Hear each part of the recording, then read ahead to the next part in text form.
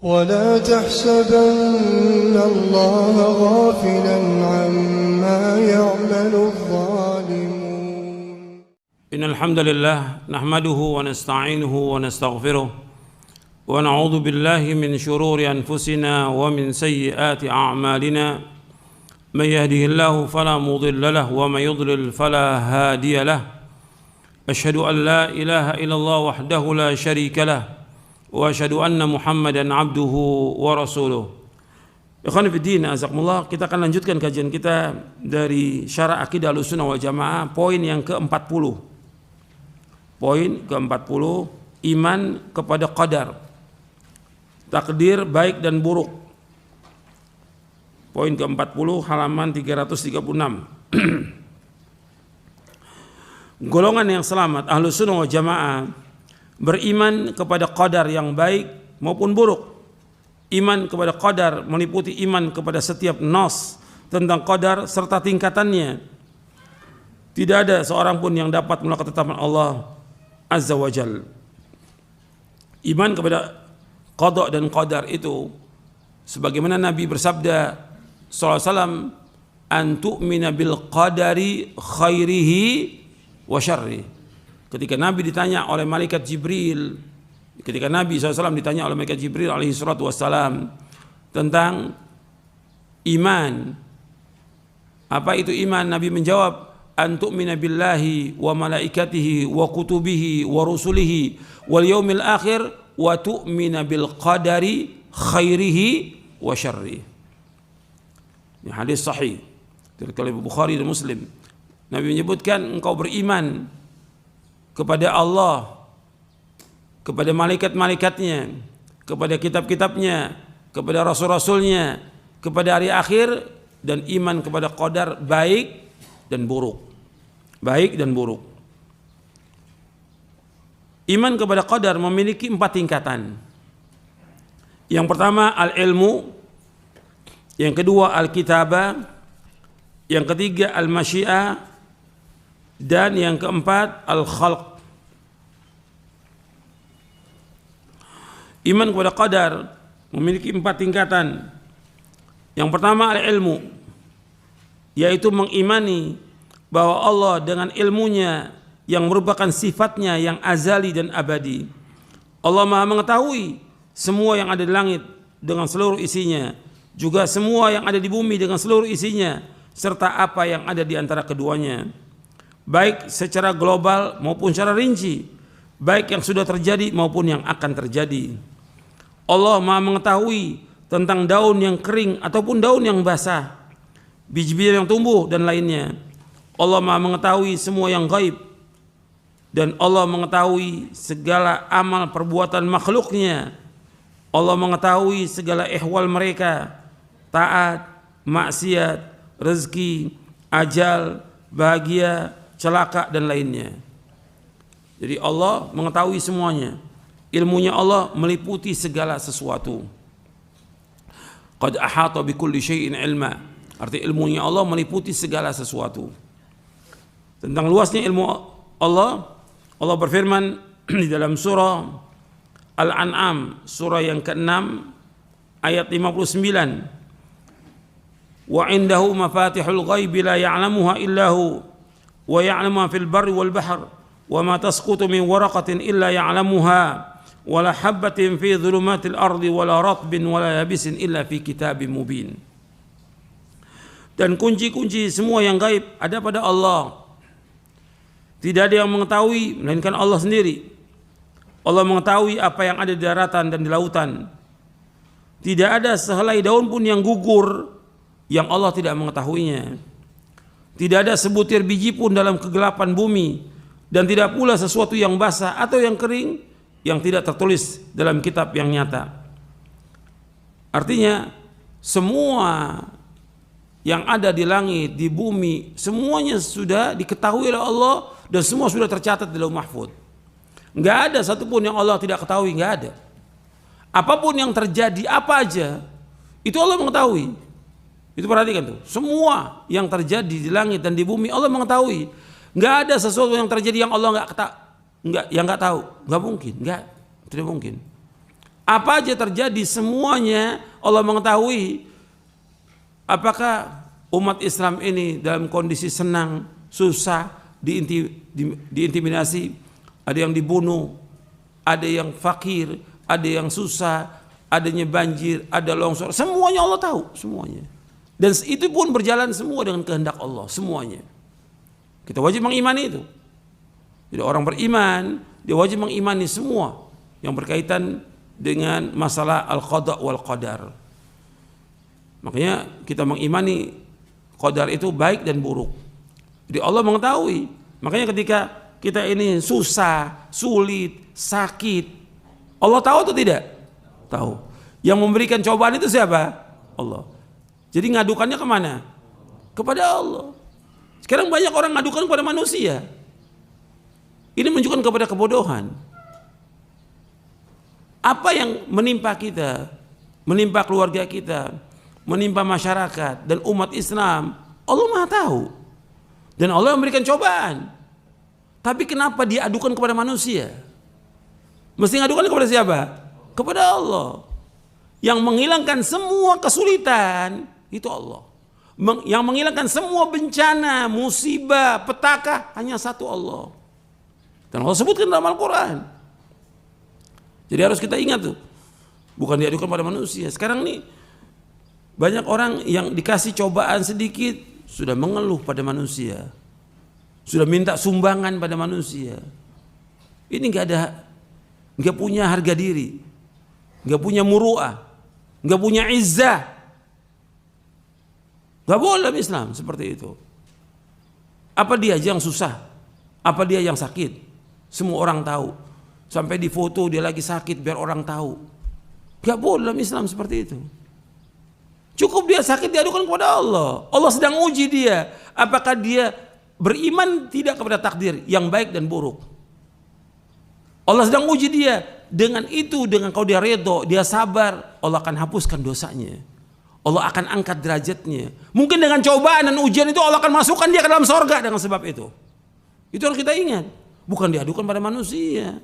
Sekarang kan banyak tuh, ada kejadian gini, oh ini ada penuntut ilmu, bahkan ustadz lagi, ini ustadz lagi susah, kok lagi susah diceritakan pada orang, waktu dia susah Allah tahu atau tidak?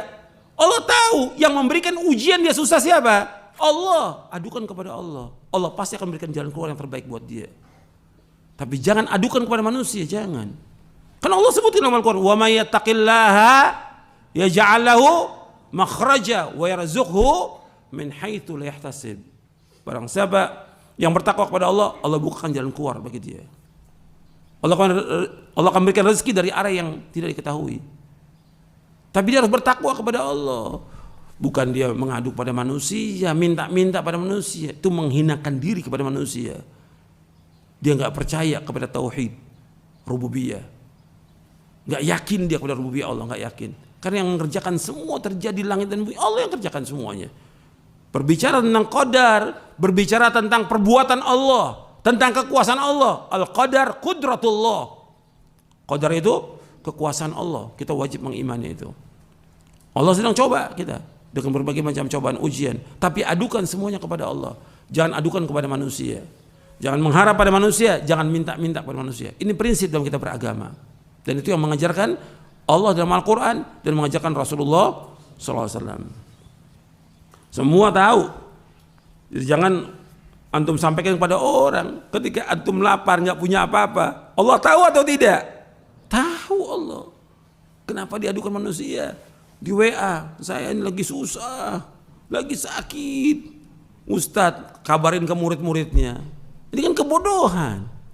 Ini menghinakan diri pada manusia yang tidak boleh dalam Islam, tidak boleh. Mana ada sahabat seperti itu? Lapar, ngadukan orang, saya lapar. Enggak ada sahabat seperti itu. Yang kehidupan para sahabat lebih susah, lebih fakir, lebih miskin daripada kita sekarang ini. Susah kehidupannya. Tapi mereka sabar dengan apa yang Allah berikan. Karena Allah tahu tentang apa yang mereka tahu bahwa Allah ini mengetahui tentang apa yang mereka alami. Jadi jangan adukan kepada manusia, jangan. Adukan semuanya kepada Allah. Itu orang beriman. Kita bicara masalah iman. Dan ilmu kita ini manfaat atau tidak dengan ujian ini. Dan semua yang terjadi ini sudah tercatat di Lauh Mahfuz. 50.000 tahun Allah ciptakan. Makanya kita baca ini. Nggak akan berubah sudah. Apa yang di Lauh Mahfuz tidak berubah. Tetap seperti itu. Yang hanya tahu hanya Allah, nggak ada yang tahu. Nabi-nabi, Rasul nggak ada yang tahu. Yang Allah tuliskan di Lauh Mahfuz. Yang kedua yaitu Al-Kitabah. Jadi yang pertama ilmu, yang kedua Al-Kitabah, yaitu mengimani bahwa Allah SWT telah mencatat seluruh takdir makhluk di Lauh Mahfuz. Nabi SAW bersabda, kataballahu maqadir al-khalaiq qabla an yakhluqa as-samawati wal arda bi 50 alf sana.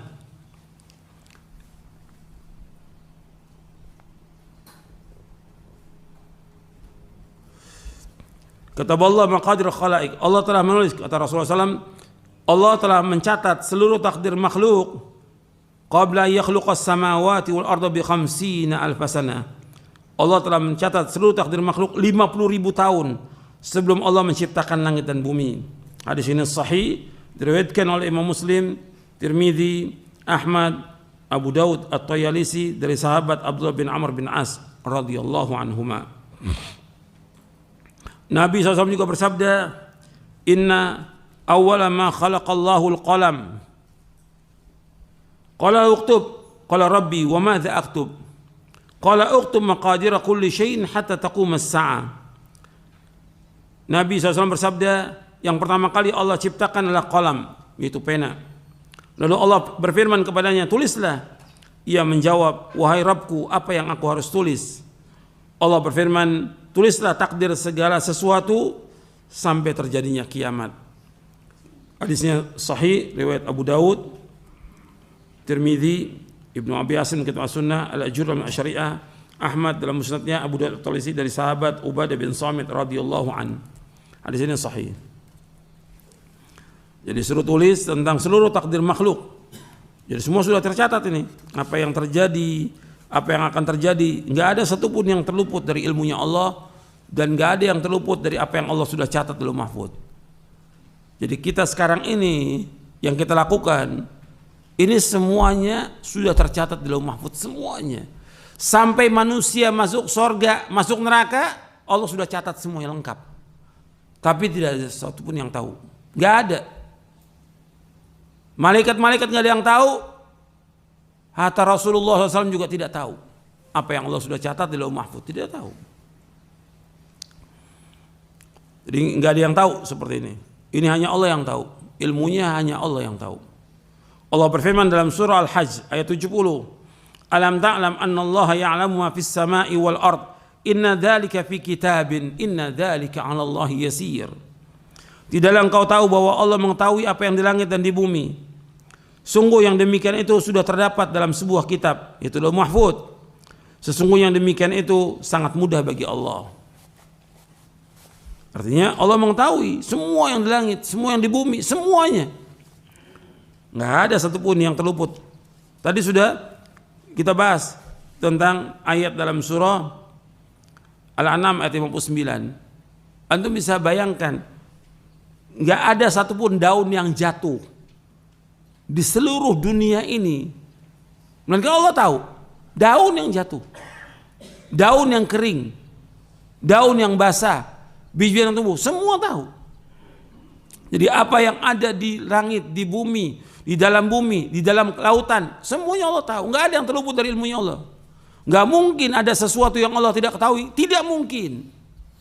Kenapa? Ilmunya Allah meliputi segala sesuatu. Dan semua yang terjadi di langit dan di bumi, semua sudah tercatat di Lauh Mahfuz, semuanya. Apa aja? Seperti yang sekarang, terjadinya gempa, longsor, banjir, itu sudah tercatat 50.000 tahun sebelum Allah menciptakan langit dan bumi. Sudah tercatat semuanya. Gitu. Makanya itu harus kita ingat bahwa Allah Maha mengetahui semuanya. Semuanya tercatat di Lauh Mahfuz. Nggak ada satupun yang terjadi yang tidak tercatat. Tidak mungkin, nggak mungkin. Semua sudah tercatat. Karena yang mengatakan demikian Allah dalam Al-Quran dan juga Rasulnya Sallallahu Alaihi Wasallam. Allah juga berfirman dalam surah Al-Hadid. Dalam surah Al-Hadid ayat 22, ma asaba min musibatin fil ardi wala fi anfusikum illa fi kitabin min qabli an nabra'aha inna dzalika 'ala Allahi yasir likai la ta'sau 'ala ma fatakum wa la tafrahu ma atakum wallahu la yuhibbu kulla mukhtalin fakhur. Di surah Al-Hadid ayat 22 ayat 23, saya tulis di situ ayat 22-nya. Tidaklah musibah, bencana yang menimpa di bumi dan yang menimpa dirimu sendiri, semuanya telah tertulis di Lauh Mahfuz, itu dalam kitab, itu Lauh Mahfuz sebelum kami mewujudkannya. Inna dzalika la yasir, yang demikian itu mudah bagi Allah. Likai la ta'sau 'ala ma fatakum, supaya kalian tidak berduka cita dengan apa yang terluput dari kalian. Wala tafrahu bima atakum, dan supaya kalian tidak bergembira dengan apa yang kalian peroleh.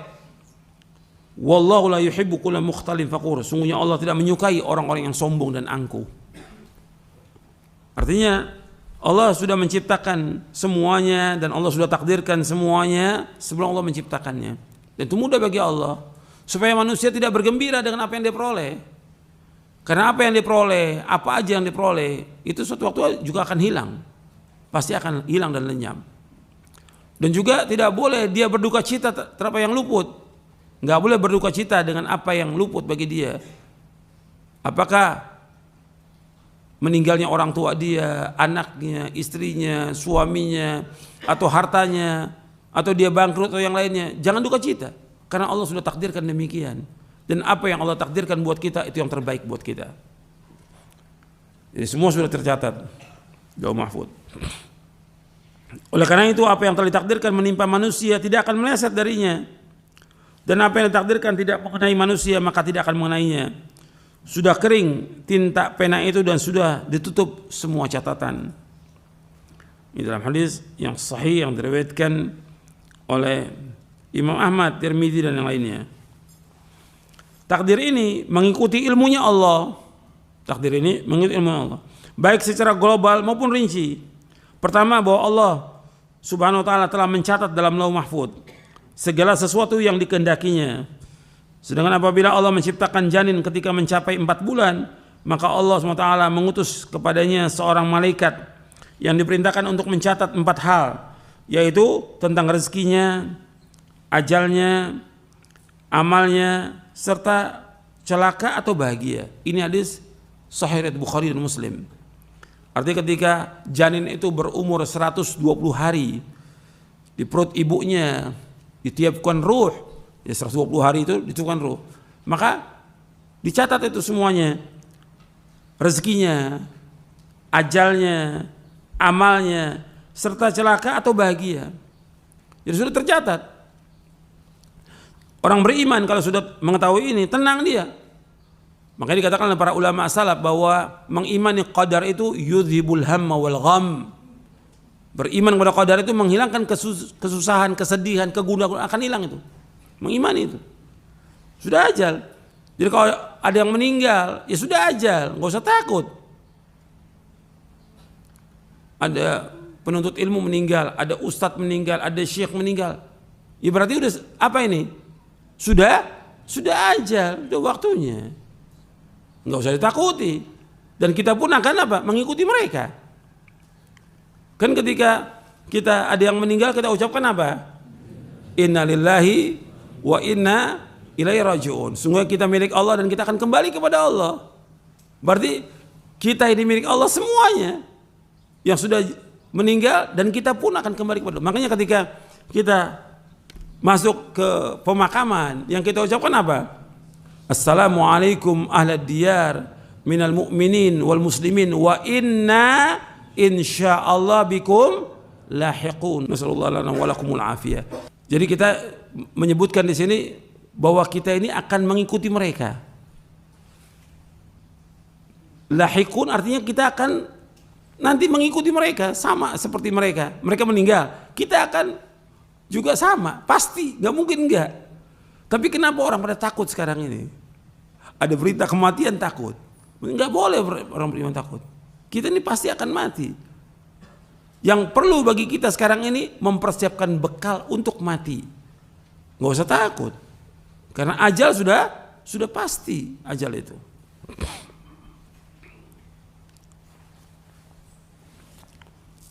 Jadi setelah kita menyebutkan bahwa kita ini akan kembali kepada Allah, bahwa kita akan ikut, kita minta kepada Allah, nas'alullah lana wa lakumul afiyah. Kita minta kepada Allah untuk kami dan kalian al-afiyah. Al-afiyah itu artinya diselamatkan dari azab, dari siksa, dari petaka. Kita minta kepada Allah. Nas'alullah lana wa lakumul afiyah. Kemudian selanjutnya, kemudian yang harus diketahui oleh setiap muslim bahwa kita wajib mengimani qada dan qadar yang baik dan buruk, manis dan pahit. Qada dan qadar merupakan rahasia Allah yang tidak diketahui oleh seorang pun dari makhluknya. Dan kewajiban kita adalah mengimani dan beramal sesuai dengan perintah Allah Subhanahu wa taala dan Rasulnya sallallahu alaihi wasallam.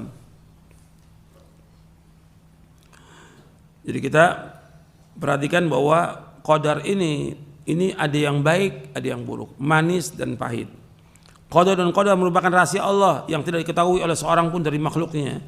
Dan kewajiban kita adalah mengimani dan beramal sesuai dengan perintah Allah Subhanahu wa taala dan Rasulnya. Itu kewajiban kita. Makanya ketika ada seorang sahabat bertanya kepada Rasulullah, saya bacakan riwayatnya. Jadi seorang sahabat bertanya kepada Rasulullah sallallahu alaihi wa ala alihi wasallam. Hadisnya dari Jabir bin Abdullah radhiyallahu anhuma. Telah datang kepada Nabi SAW Suraqah bin Malik bin Ju'shum radhiyallahu an. Faqala, ia berkata, ya Rasulullah, bayyin lana dinana ka'anna khuliqna al-an fima al-amalul yawma afima jaffat bihil aqlam wa jarat bihil maqadir am fima yastaqbil. Qala la bal fima jaffat bihil aqlam wa jarat bihil maqadir. Qala fa fima al-amal. Faqala i'malu fakullun muyassar. I'malu fakullun muyassar. Dalam riwayat yang lain disebutkan i'malu fakullun muyassarun lima khuliqa lahu. Kata Suraqah bin Malik bin Ju'shum radhiyallahu anhu, berkata, ya Rasulullah, jelaskan kepada kami agama kami ini seolah-olah kami diciptakan sekarang ini. Untuk apa amal hari ini yang kita lakukan ini? Apakah yang kita lakukan, amal-amal yang kita lakukan hari ini apa yang Allah sudah tuliskan di Lauh Mahfuz, yang sudah berjalan takdir, atau dengan apa yang akan datang? Kata Nabi, tidak. Yang apa yang kita lakukan hari ini, semua amal-amal itu berjalan dengan apa yang sudah dituliskan di Lauh Mahfuz dan sudah berjalan dengan takdirnya. Ditanya lagi oleh Suraqah bin Malik, fa fimal amal? Kalau gitu buat apa kita beramal? Kalau sudah ditakdirkan, buat apa kita beramal? Apa jawaban Rasulullah SAW? I'malu, beramallah kalian. Fakullun muyassar, semua sudah dimurahkan oleh Allah. Jadi suruh kewajiban kita apa? Mengimani takdir. Yang kedua apa? Beramal. Saya ulangi lagi, kewajiban kita mengimani takdir. Kemudian yang kedua, beramal. Bukan membahas, bukan. Kita nggak perlu bahas, sudah imani sudah. Jadi kewajiban kita untuk mengimani semua yang ada itu. Maka dalam hadis-hadis banyak sekali penjelasan tentang masalah ini. Kita wajib mengimani semuanya dan kewajiban kita mengamalkan. Jadi harus kita perhatikan bahwa kita kewajibannya untuk mengamalkan. Nggak usah kita pikirkan bagaimana tentang takdir kita nggak tahu, nggak ada yang tahu, siapapun dia nggak ada yang tahu.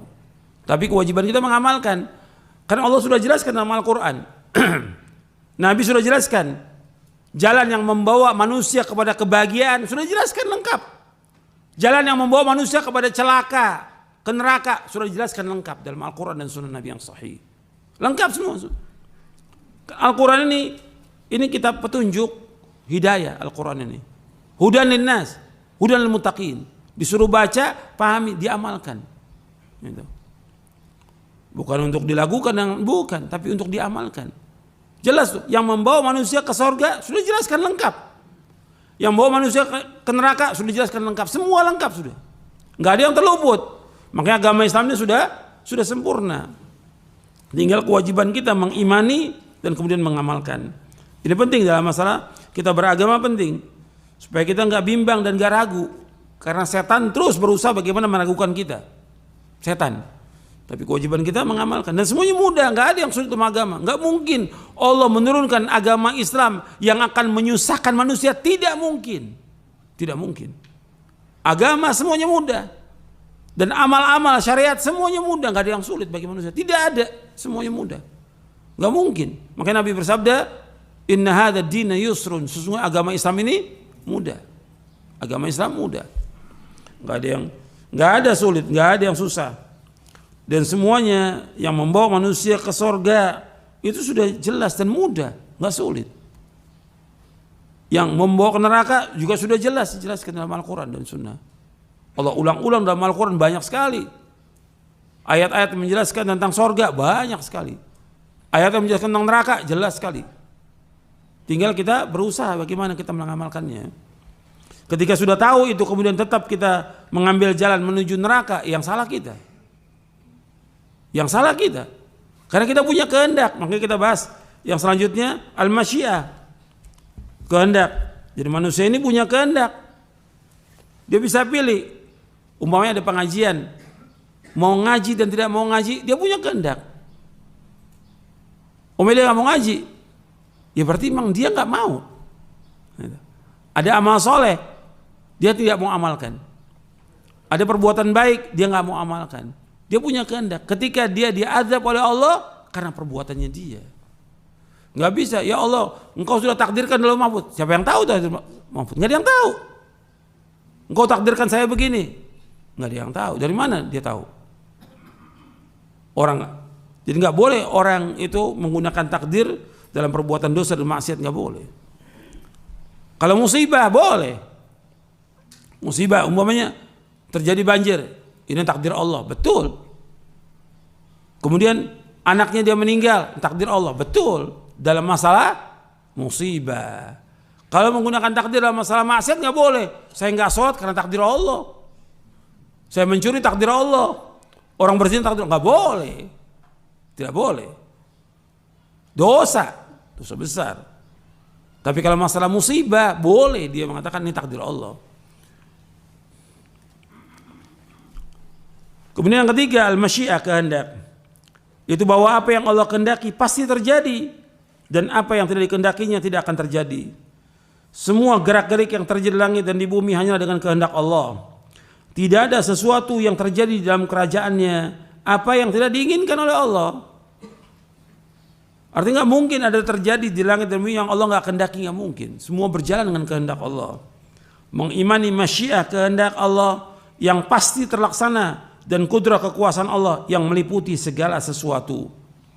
Tentang hal ini Imam Asy-Syafi'i rahimahullah berkata, kata beliau, ma syi'ta kana wa illam asya wa ma syi'tu illam tasya lam yakun khalaqtal ibada ala ma 'alimta fa fil ilmi yajri al fata wal musin ala dha mananta wa hadha khadalta wa hadha a'anta wa hadha lam tu'in fa minhum syaqiyyun wa minhum sa'id wa minhum qabihun wa minhum hasan. Jadi disebutkan oleh Imam Syafi'i, ma syi'ta kana wa illam asya wa ma syi'tu illam tasya lam yakun. Apa yang kau kehendaki pasti terjadi, kendati aku tidak mengendakinya. Sedangkan apa yang aku kehendaki, jika tidak engkau kehendaki, pastilah tidak terjadi. Khalaqtal ibada ala ma 'alimta fa fil ilmi yajri al fata wal musin. Telah engkau ciptakan hamba-hamba sesuai dengan apa yang engkau ketahui. Di dalam ilmu berlangsung kehidupan orang muda dan orang tua. Ala dha mananta wa hadha khadalta wa hadha a'anta wa dha lam tu'in. Kepada ini engkau anugerahkan dan ini engkau terlantarkan. Ini engkau tolong dan ini engkau tidak tolong. Fa minhum syaqiyyun wa minhum sa'id wa minhum qabihun wa minhum hasan. Di antara mereka ada yang celaka, dan di antara mereka ada yang bahagia, di antara mereka ada yang buruk, di antara mereka ada pula yang baik. Ini penjelasan Imam Syafi'i rahimahullah di dalam Diwan Imam Syafi'i, dijelaskan juga dalam kitab Manhajul Imam Syafi'i fi Itsbatil Aqidah. Jadi Allah yang Maha Adil dan Allah Maha Bijaksana. Allah memberi karunia kepada siapa yang Allah kehendaki dan Allah menahan dari siapapun yang Allah kehendaki.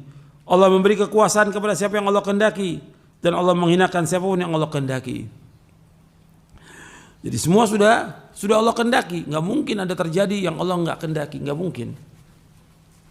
Allah Al-Alim, Al-Hakim, Al-Qadir berfirman, "Qulillahumma malikal mulki tu'til mulka man tasha' wa tanzi'ul mulka mimman tasha' wa tu'izzu man tasha' wa tudhillu man tasha' biyadikal khair innaka 'ala kulli syai'in qadir.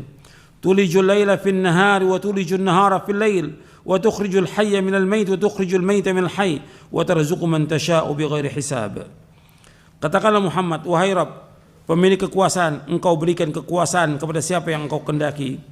Engkau cabut kekuasaan dari siapa yang engkau kehendaki. Engkau muliakan siapa yang engkau kehendaki.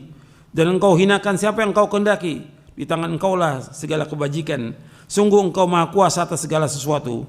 Engkau masukkan malam ke dalam siang, engkau masukkan siang ke dalam malam. Engkau keluarkan yang hidup dari yang mati, engkau keluarkan yang mati dari yang hidup. Dan engkau berikan rezeki kepada siapa yang engkau kehendaki tanpa perhitungan. Dalam surah Ali Imran ayat 26-27. Untuk melihat di sini Allah menyebutkan bahwa Allah memberikan kekuasaan kepada siapa yang Allah kehendaki. Dan Allah cabut dari siapa yang Allah kehendaki. Allah muliakan siapa yang Allah kehendaki, Allah hinakan semua siapa yang Allah kehendaki. Allah menyebutkan dengan kalimat di sini yaitu kalimat man tasya. Qulillahumma malikal mulki tu'til mulka man tasya. Apa yang Allah kehendaki. Adanya penguasa yang zalim Allah kehendaki atau tidak? Saya ulangi lagi. Adanya penguasa yang zalim Allah kehendaki atau tidak? Allah kehendaki. Allah yang kehendaki. Tentunya apa yang Allah kehendaki banyak hikmahnya, banyak hikmahnya.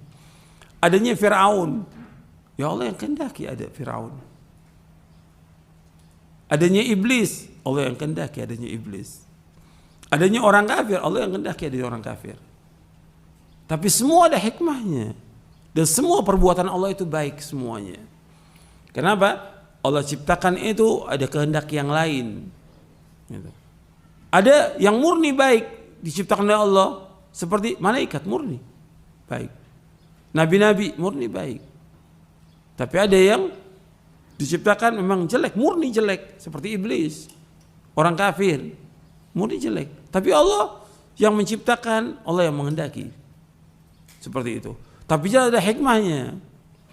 Makanya ketika berbicara tentang kekuasaan, Allah memberikan kekuasaan kepada siapa yang Allah kehendaki. Kadang-kadang kekuasaan orang-orang yang zalim itu lama, bisa puluhan tahun. Fir'aun zalimnya luar biasa, mengatakan dirinya sebagai Tuhan. Tapi tetap ada dakwah dari Nabi Musa dan Nabi Harun alaihissalam. Dan tetap dia demikian sampai dia mati dalam keadaan kafir. Seperti itu. Ada banyak hikmahnya agar manusia kembali kepada Allah. Jadi semua yang Allah takdirkan ini itu penuh dengan hikmah. Semua banyak hikmahnya. Puluhan hikmah. Nggak bisa dihitung kata Imam Al-Qayyim. Kalau kita mau cari tentang hikmah Allah, ribuan hikmah yang bisa kita ambil dari semua yang Allah takdirkan, yang Allah ciptakan, yang Allah kehendaki semuanya ini. Jadi orang yang beriman itu melihat seperti itu, ya ini kehendak Allah dan kekuasaan Allah. Berbicara tentang kekuasaan, tentang penguasa, raja atau yang lainnya, ini Allah berbicara tentang kekuasaan Allah. Kewajiban kita adalah bersabar terhadap kezaliman. Itu seperti itu. Jadi sebelumnya sudah ada penguasa yang zalim. Yang kita kewajibannya apa? Sabar. Sabar. Makanya di sini berbicara tentang kekuasaan Allah, kekuasaan yang Allah berikan itu ya dengan kehendak Allah. Kadang banyak kita lihat penguasa-penguasa yang zalim membunuh kaum muslimin, bukan satu, bukan dua, ratusan ribu, mungkin sudah jutaan sekarang ini. Contohnya seperti Syria, Bashar Assad. Orang semuanya bilang kok nggak mati-mati dia, sampai sekarang nggak mati-mati. Ini berjalan dengan kehendak Allah, tentu ada hikmahnya. Kenapa Allah tetapkan dia seperti itu? Ada hikmahnya. Dan juga ada sebabnya yang kaum muslimin mesti mengambil pelajaran. Sebab asalnya itu untuk ingat, kenapa terjadi demikian sampai puluhan ribu, ratusan ribu. Hancur sudah semuanya. Itu awalnya apa? Awalnya kaum muslimin gak sabar. Dan harus ingat ini, awalnya kaum muslimin gak sabar. Apa? Demo kepada penguasa. Tuh ingat tuh, demo kepada penguasa. Akhirnya apa? Ya penguasa gak mau didemo, gak mau diberontak oleh rakyatnya. Yang ada terus pembunuhan kaum muslimin sampai hari ini belum selesai itu. Maka ini disuruh ketika menghadapi penguasa yang zalim, jahat, disuruh apa oleh Rasulullah SAW? Disuruh apa? Sabar, sabar. Yang penting kita melaksanakan ibadah kepada Allah, menjauhkan perbuatan maksiat, sabar. Jadi jangan kemudian kita seperti, oh saya bisa mampu melengsarkan. Ini kekuasaan berkaitan dengan kekuasaan Allah. Penguasa ini diberikan oleh Allah kekuasaan sebagai cobaan ujian buat dia. Karena kita mau lengsarkan apa yang Allah sudah berikan. Bagaimana? Ini masa kekuasaan Allah yang kita harus sabar. Dan sebelum kita banyak, atau di zaman sahabat tabi'in banyak. Dulu ada namanya Hajjaj bin Yusuf dulu. Itu belum lama waktunya setelah Khulafaur Rasyidin meninggal, datang kekuasaan yang kemudian di situ ada gubernurnya Hajjaj bin Yusuf yang membunuh kaum muslimin, kurang lebih 120.000 kaum muslimin dibunuh. Bukan sekaligus, terus banyak orang-orang yang baik dibunuh. Tapi berjalan dengan kehendak Allah. Mengenai kewajiban kita untuk sabar. Dan Allah mengendaki semuanya ini, apa yang terjadi, baik dan buruk berjalan dengan kehendak Allah. Kita orang kaya miskin berjalan dengan kehendak Allah. Orang dapat hidayah, petunjuk atau sesat berjalan dengan kehendak Allah. Makanya Allah berfirman dalam surah Yunus ayat 25, wallahu yad'u ila daris salam wa yahdi man yasha' ila siratim mustaqim. Allah menyeru manusia ke Darussalam, ke surga, dan memberikan petunjuk kepada orang yang Allah kehendaki ke jalan yang lurus.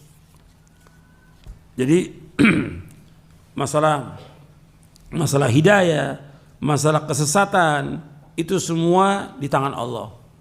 Allah yudillu man yasha wa yahdi man yasha. Allah sesatkan siapa yang Allah kehendaki, dan Allah juga memberikan petunjuk kepada siapa yang Allah kehendaki.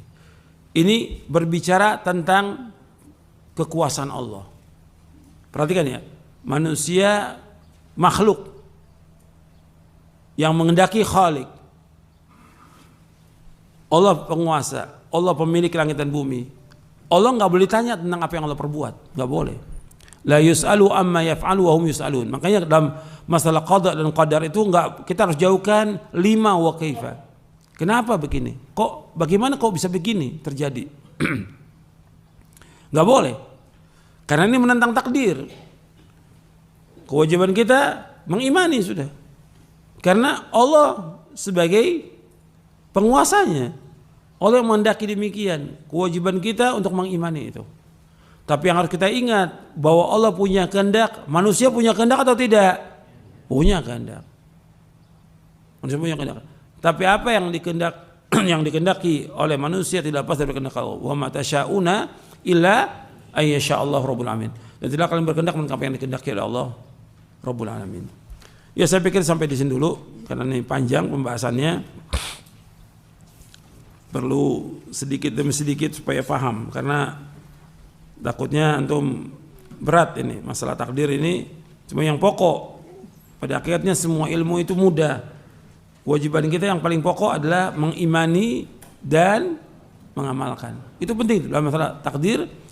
Jangan nanya, kok kenapa begini, kok kenapa begini, yang nggak bisa dijawab. Kok kenapa Allah ciptakan ini, kok kenapa terjadi begini, Allah sudah kehendaki. Kita nggak berhak ngatur. Yang memiliki siapa? Allah. Kan manusia sekarang pengen jadi ngatur dia. Untuk urusan manusia aja, manusia ngatur. Ini urusan Allah aja manusia pengen ngatur. Apalagi urusan manusia. Kan nggak boleh. Kewajiban kita untuk mengimani dan mengamalkan. Semua dijelaskan dalam Al-Quran, semua dijelaskan dalam Sunnah Nabi. Tinggal kita amalkan, mudah, nggak sulit. Gitu. Kalau kita bertanya, nggak akan bisa. Makanya pertanyaan-pertanyaan itu nanti ada penjelasannya supaya juga antum paham sebelum timbul pertanyaan. Nanti ada pertanyaan lagi, masalah-masalah berkaitan dengan takdir. Antum lihat di halaman 346, halaman 346.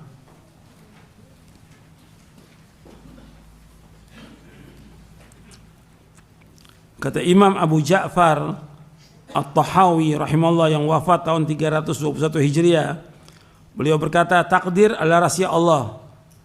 Takdir adalah rahasia Allah yang tidak dapat diketahui oleh hambanya. Tidak dapat diketahui oleh hambanya. Tidak dapat diselidiki baik oleh malaikat yang dekat dengan Allah ataupun nabi yang diutus. Memberat-beratkan diri, itu takalluf, untuk menyelidiki hal adalah jalan menuju kehinaan.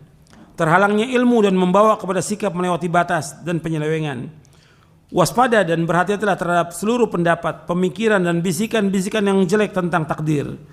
Sesungguhnya Allah Jalla Jalaluhu telah menutup ilmu tentang takdirnya agar tidak diketahui oleh makhluknya dan melarang mereka untuk mencoba menggapainya. Allah berfirman, la yus'alu amma yaf'alu wa hum yus'alun. Allah tidak ditanya tentang apa yang Allah kerjakan, tetapi mereka lah yang akan ditanya. Barang siapa yang bertanya, kenapa Allah melakukannya? Kenapa Allah berbuat begini? Kenapa Allah buat begitu? Maka sungguh ia telah menolak hukum dari Al-Quran. Dan barang siapa yang menolak hukum dari Al-Quran, maka ia termasuk orang kafir. Dalam syarah akidah At-Tahawiyah. Makanya hati-hati. Kita jangan bertanya, kok kenapa begini, kenapa begini? Sudah, terima apa yang Allah yang kehendaki. Jadi ya, pemilik itu nggak ditanya sebagai gampang untuk ilustrasi yang gampang. Ya. Sekarang antum punya ayam 100. Antum punya ayam. Yang ini dipotong, yang ini nggak dipotong. Punya hak nggak tuh ayam? Kenapa saya dipotong? Kok ini nggak? Punya hak nggak ayam nanya? Nggak punya hak. Atau yang punya kambing dia 10.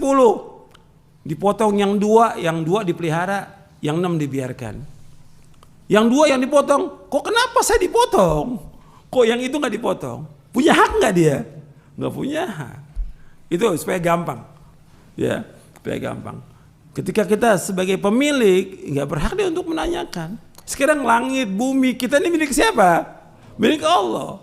Kan kita sudah mengatakan inna lillahi wa inna ilaihi raji'un. Kita milik Allah dan kita akan kembali kepada Allah. Milik Allah. Kalau ini milik Allah, Allah punya kehendak kepada makhluknya apa yang Allah kehendaki. Gak perlu kita tanya. Kita kewajibannya untuk redha dengan apa yang Allah kehendaki. Tapi apa yang Allah kehendaki buat kita itu baik. Dan Allah tidak zalim kepada hambanya. Ayat banyak dalam Al-Quran dan juga hadis Nabi. Allah gak pernah zalim kepada hambanya. Terus kita ingat. Ya, sampai sini dulu kajian kita. Mudah-mudahan apa yang saya sampaikan bermanfaat untuk saya dan sekalian. Kurang lebihnya saya mohon maaf. Wassalamualaikum warahmatullahi wabarakatuh. Subhanakallahumma bihamdik, asyhadu an la ilaha illa anta astaghfiruka wa atubu ilaik. Assalamualaikum warahmatullahi wabarakatuh.